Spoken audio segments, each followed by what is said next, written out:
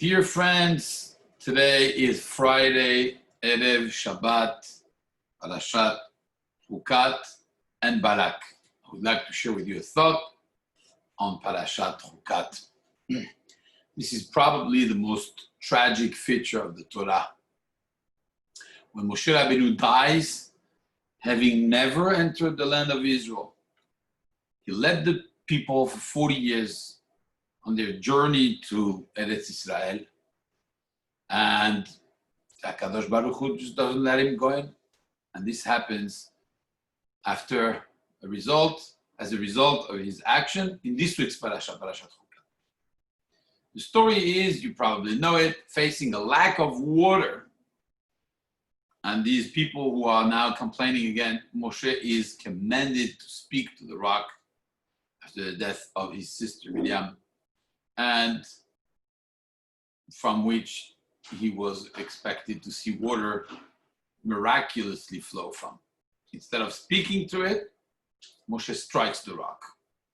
The next pasuk, HaKadosh Baruch Hu says, because you did not trust me enough, tachat asher lo emantem bi, to affirm my sanctity in the sight of the Jewish people.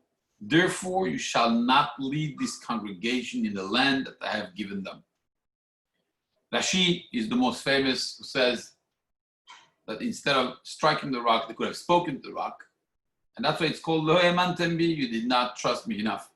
Speaking to a rock has much less effect than hitting a rock. This is a very difficult pshat, and many mefarshim have spoken about this and other ideas on this pasuk. The other famous pshat, which I would like to discuss, is the Rambam and the Ramban. So Maimonides and Nachmanides disagree. And they say, no, it's not because they used force instead of a word, but it's because how they spoke to the Jewish people.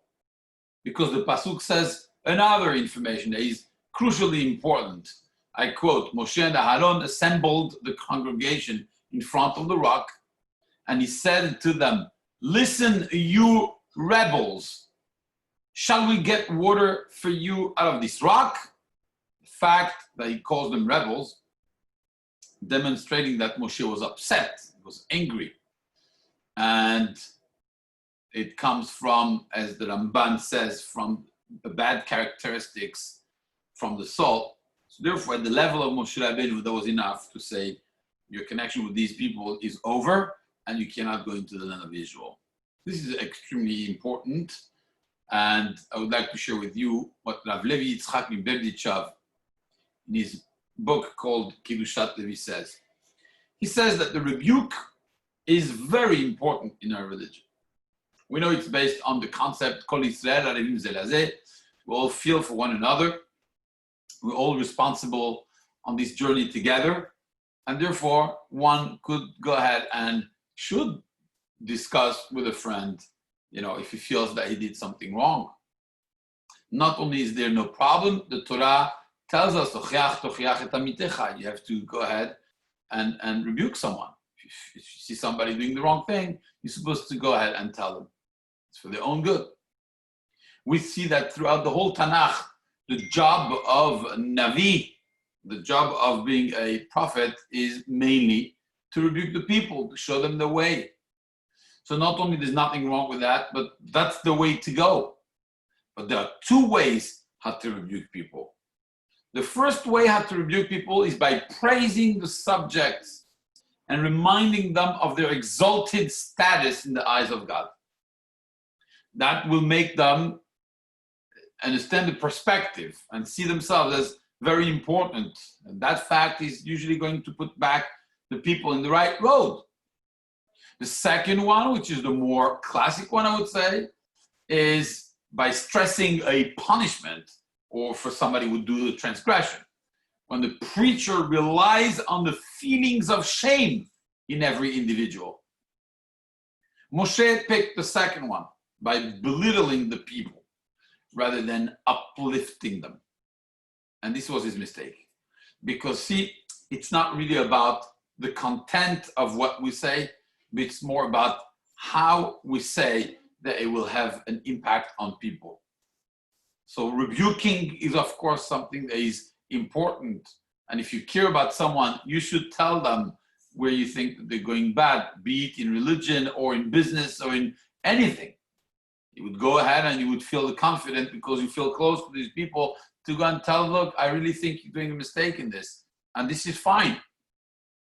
But I would like to quote the Rambam, who says the following, I quote, one must speak patiently and gently, informing him that he's only making these statements for his colleagues' own welfare. You're supposed to tell them, I'm not gaining anything from that. I'm just telling you because of your own good, to allow him to merit the life in the world to come. So you're uplifting a person. You're not bringing the person down. And although both are well meant, coming to teach a lesson to the person, but the way you say it is so important many times, is more important even than what you have to say. I could speak with a little bit of experience when I was younger. I didn't know that. But when you call, AT&T because you have a complaint, and when you try to make an adjustment and things like this, the way you speak will either be met with a gentle person on the other side, or the person on the other side will slam the phone down on you. And that's what happened to me many, many times. When I understood that, I started calling and saying, how is your day going? And this, and being nice. And, I don't think, of course, you represent the company, but you didn't do it. Would you be able to help me? Just the way you speak, the way you sugarcoat it, makes the whole difference. And when we come to touch on something very sensitive, like, rebuking someone, nobody likes to be told what to do. When you come with the right mindset, the way you say it, definitely making great, great impact on the person. I think we'll live in a moment where the state of civil discourse in America and around the world is not doing too well. But just rebuking people and telling them how low and how foolish they are when they do certain things, for some reason, is not working too well. I think the challenge, of course, when it is possible to use the discourse and not force, the challenge is to disagree in a way that values the other, that inspires instead of shames. It's not always possible. When it is possible to do, then it should be the road to take. And the way to understand that is by seeing another person like the image of God, B'Tselem Elokim. When a person could see another one as a Tselem Elokim, so then it's easier to do that. So Bezat Hashem, not only with our friends, but I believe with anyone, and that includes even our children, of course. When a person does this with their children, it's a whole different perspective, because then they become more receptive. They're willing to listen when it's said in a gentle way, much more than it's said in a demeaning way. And we could learn that from Moshe. Of course, if Moshe erred in that area, it definitely is more complicated and is very, very sensitive. But all we could do is see the teachings from the Torah and learn from the mistakes of the giants and try our best to do better. Shabbat Shalom Mevorach.